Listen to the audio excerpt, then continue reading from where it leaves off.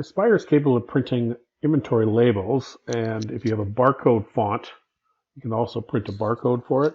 So first of all, in our example label that's included with Spire, we use this free barcode font. So you want to go to this location here to download it, squaregear.net fonts and free 3 of 9. So we just click on that and download it. Once it's downloaded, just open up and just highlight the fonts themselves and copy them and just pop them into another folder. And we'll just paste them into a non-zip folder. And then if you highlight them, right click and type on install, click on install, and it installs those fonts. Now, you do need to install these on every computer that needs to print these fonts. Okay, so once that's done, we can go to inventory and we can print labels from here. You can select some of the items that you want to print. So I'll take this one's got 4, this one's got 12, whoops, 12 and 4. And let's go with 13 of these and 11 of these. Okay, so we'll choose those. So those are the quantities we've got with the label button.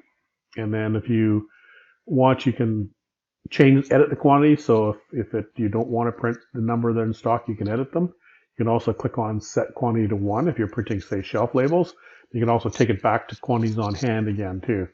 You can also enter in a number of blank labels that you want to skip a few if you've already used a few off of a sheet of labels. So you can put a blank number in there. And then we just hit print and choose the one that says barcode label 5160 by default. Preview that. And then we get a sheet of labels for all of those quantities that we just asked it to print. Okay. Right, so that's one way of printing labels. The other way is from purchase orders. So if we click on purchases, and let's find a received purchase order,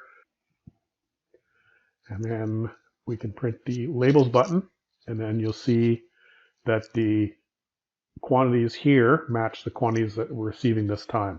So somebody has previously entered in the quantity receiving at this point, and then these are passed through those quantities. Again, you can adjust those here manually if you wish, but if we just hit print and we see our same label and preview that, and then you get one label for each of those quantities. So in this case, there's 3 pages of labels. So that way you can label all the product as you're receiving it. And it's another good way of knowing that you received what you should have received, because if you have any leftover labels, then you were shorted on your orders. Okay. Okay, and then one more place you can print from is purchase history. So here, if you go into a purchase order that's been closed, there's all our quantities received, and we again can print labels, and there's our quantities, and we hit the print and get those same labels. So we're going to get, in this case, 41 total labels. Okay, that's how you print labels from Spire.